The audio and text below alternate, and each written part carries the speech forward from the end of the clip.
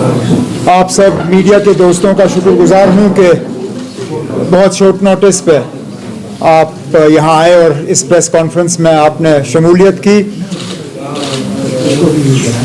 अनंतनाग लोगों की ये एक बदकिस्मती रही है, जब कभी ऐसा लगता है, और ये मैं पिछले चंद सालों के हवाले से बात कर रहा हूं, जब जब उनको लगता है कि नेशनल कॉन्फ्रेंस का पलटा भारी है या एस्टैब्लिशमेंट का कैंडिडेट जो है वो इलेक्शन हारने जा रहे हैं, तो किसी ना किसी बहाने इलेक्शन को पोस्टपोन करने की कोशिश की जाती है।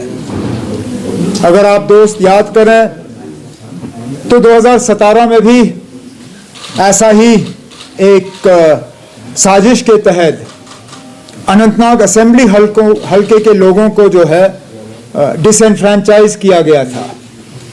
उस वक्त बीजेपी और पीडीपी की कोलिशन हुकूमत के दौरान चीफ मिनिस्टर साहिबा का भाई जो है वो उम्मीदवार था।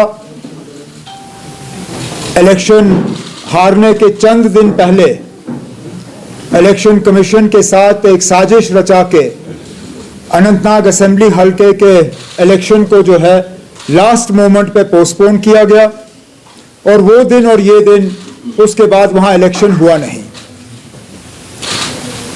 कुछ दिनों से हम ये खबरें सुनते आए हैं कि बीजेपी और उनके जो पार्टनर पार्टीज हैं वो एडमिनिस्ट्रेशन के साथ, इलेक्शन कमीशन के साथ मिलके दोबारा जो है इस तरह की साजिश रचाने पे सोच रहे हैं, और बहाना ये बनाया जाएगा कि मुगल रोड जो है, मुगल रोड में जो है वहाँ चलने फिरने की जो है वो हालत ठीक नहीं है।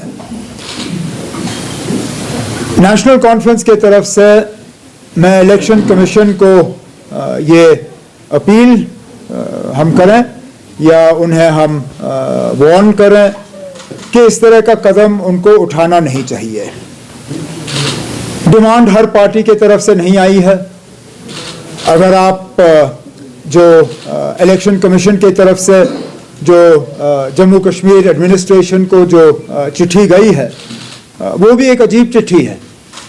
सबसे पहले तो उनमें वो लोग शामिल हैं जो इलेक्शन लड़ भी नहीं रहे हैं। अब मुझे बताइए, पीपल्स कॉन्फ्रेंस का इसमें कोई उम्मीदवार है नहीं, बीजेपी का इसमें कोई उम्मीदवार है नहीं, उनको इस इलेक्शन से क्या लेना देना? क्या वो दोबारा इस बात को साबित कर रहे हैं कि पिछली दरवाजे से वो किसी उम्मीदवार की मदद कर रहे हैं? और जब उनका इस इलेक्शन में कोई उम्मीदवार है नहीं तो उनकी राय को जो है इलेक्शन कमीशन कंसीडर क्यों कर रही है?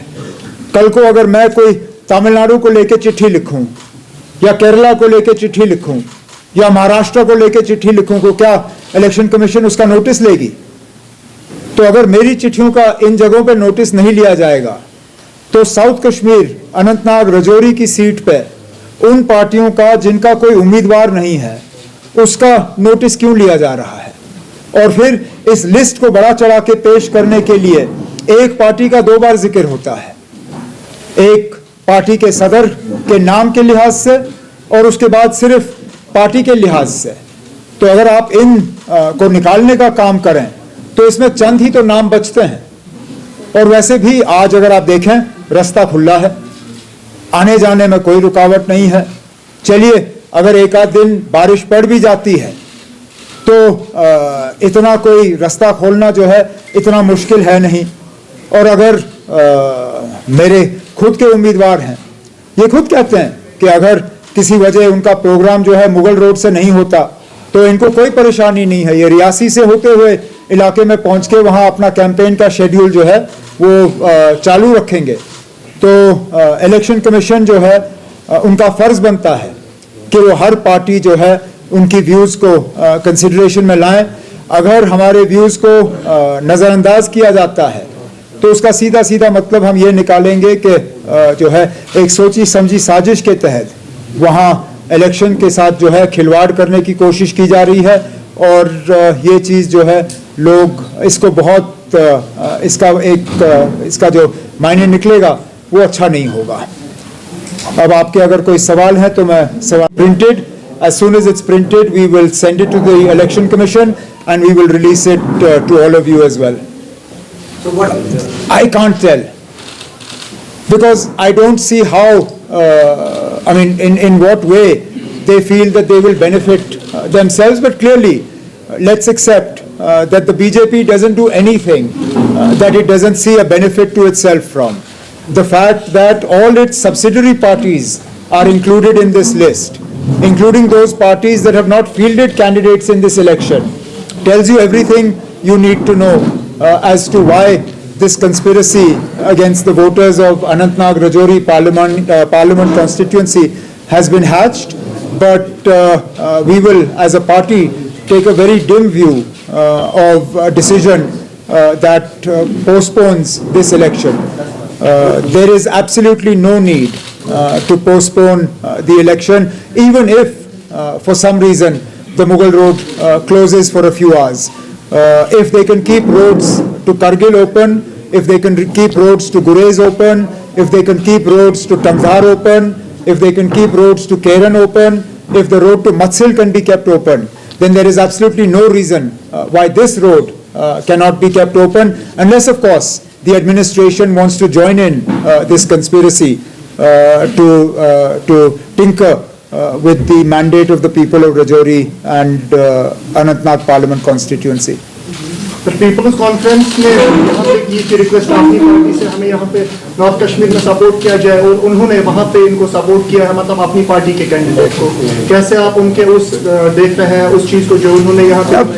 मैंने ये पहले भी कहा है, फिर दोहराऊंगा, मेरी लड़ाई जो है किसी एक फर्द या किसी एक तंजीम के खिलाफ नहीं है। नॉर्थ कश्मीर में एक मुकम्मल कोशिश दिल्ली के तरफ से और बीजेपी की तरफ से की जा रही है इन सबको एक साथ लाने की, और मैं तो इससे ये समझता हूँ कि शायद मैं ही सबसे ज़्यादा ताकतवर उम्मीदवार हूँ वहाँ पे। नहीं तो कल तक तो मुझे टूरिस्ट कहा जा रहा था।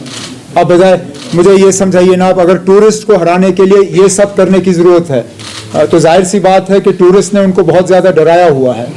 और काश मैंने हिम्मत करके वहाँ कागज़ भरे, काश सजाद लोन साहब ने हिम्मत करके श्रीनगर में कागज़ भरे होते, हम भी देखते टूरिस्ट कौन है। उमर साहब, एक चिट्ठी खाली गई। ये इस तरह का जो हम देखते हैं ये पहली बार नहीं हो रहा है। और आप देखें, एक जैसे कहा गया था ना, क्रोनोलॉजी समझ लीजिए, आप क्रोनोलॉजी समझिए। ये पहले इन चीज़ों को पब्लिक डोमेन में एक हफ्ता 10 दिन पहले लाया गया था, जबकि रास्ता खुला था, कैंपेन का सिलसिला जो है उसमें कोई रुकावट थी नहीं। यहाँ तक कि जिसने सबसे पहले इसको पब्लिक डोमेन में लाने का काम किया था उसने रजौरी पुंछ जाने की कोशिश भी नहीं की थी। यहाँ घर बैठे बैठे सबसे पहले सोशल मीडिया के ज़रिए अपील की थी कि इलेक्शन जो है वो पोस्टपोन होना चाहिए।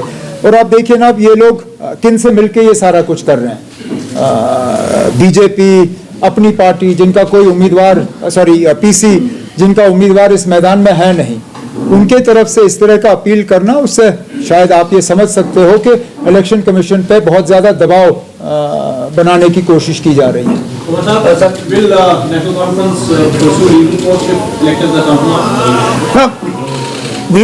Obviously all options are open to us. I first and foremost will make an appeal to the election commission not to do it, that there is no need for it. There is absolutely no need. If anything, the election commission should issue a directive to the J&K administration to ensure that the road is kept open. That's all the election commission needs to do. This government is perfectly capable of keeping this road open. I've been chief minister for 6 years. I know what our capabilities are. I know how capable our R&B department is. I know the machinery that we have. I know the manpower that we have. I know that there is absolutely no reason that the Mughal Road cannot be kept open at the end of April. If this was January or February, yes, I myself would have had concerns about our ability to keep this road open, but not at the end of April. That said, if the Election Commission chooses to ignore what we are saying, then we will consider the option of going to court as well. National conference अगर आपका हो गया ना? Sir मतलब हमें अमित शाह ने एक बार फिर राहुल गांधी को करते हुए कहा है कि अगर वो पर्सनल लॉ को प्रमोट करते हैं तो शरिया कानून होगा, तो किस किस्म का जो सेक्युलर कॉन्स्टिट्यूशन देश का रहेगा? अब फिलहाल तो सेक्युलर कॉन्स्टिट्यूशन को ही तो खतरा है, इसलिए तो हम इंडिया ब्लॉक के तरफ से ये इलेक्शन लड़ रहे हैं। हम चाहते तो हम भी अकेला ये इलेक्शन लड़ते, नहीं लड़ रहे हैं, क्योंकि हमें मालूम है कि इस मुल्क के सेक्युलर कैरेक्टर को कितना खतरा है, और हमें डर। और आपने ये हमारे मुंह से नहीं सुना है, आपने बीजेपी के कुछ सीनियर लीडरों से सुना है कि अगर उनको 400 सीटें मिली तो वो मुल्क के आइन में तब्दीली लाएंगे, बदलाव लाएंगे। तो जाहिर सी बात है, जिस तरह होम मिनिस्टर साहब तकरीर कर रहे हैं, उनका इशारा इसी तरफ है। उमर साहब, कल अगरवाला साहब ने कहा कि एडमिनिस्ट्रेशन जब रैली देखिए, एडमिनिस्ट्रेशन का एक बायस्ड अप्रोच तो है, तो उसमें कोई दो राय नहीं है, और मैं ये मतलब सबूत के साथ आपको कह सकता हूं। आप सिर्फ झंडे ले लीजिए, हमारे नेशनल कॉन्फ्रेंस के झंडे जो हैं, छोड़िए मैं सड़कों की बात नहीं कर रहा हूं, जहां शेर कश्मीर दफन है वहां से हमारे झंडे उठाए गए थे। और जब ये आपने अपनी पार्टी वाले जो है अपना मैंडेट भरने आते हैं, उस वक्त पूरे सड़कों पे जो है इनके झंडे थे, किसी ने उनको छुआ नहीं जब तक कि शिकायत दर्ज नहीं की गई। हमारे जब झंडे उतारे गए थे, किसी ने शिकायत नहीं की थी। और ये बार बार हमें देखने को मिल रहा है कि इंतजामिया की तरफ से जब भी कोशिश की जाती है तो सिर्फ नेशनल कॉन्फ्रेंस के उम्मीदवारों को तंग करने की कोशिश की जाती है, और कहीं पे जो है इस तरह के कदम हम नहीं देखते। सुप्रीम कोर्ट ने वीवीपैट का मिलान करने की याचिका थी, उसको खारिज किया, कैसे देखते हैं आप? काश नहीं किया होता। वीवीपैट ही एक तरीका है जिससे कि वोटर जो है वो मुतमईन हो सके कि जो बटन उन्होंने दबाया है वही वोट जो है मशीन में गया है। लेकिन इस बार नहीं। चलिए, अगली बार कोशिश तो हमारी जारी रहेगी कि तमाम वीवीपैट्स जो हैं उनको जो है रिकंसाइल करके ही इलेक्शन का नतीजा जो है वो डिक्लेयर किया जाना चाहिए। Sir, does the writing of this letter bear out the concerns that you raised, your party raised during delimitation, that these are the geographical divides that will hamper voting? Look, this constituency is a reality. We don't get to choose the boundaries of the constituency that we are fighting.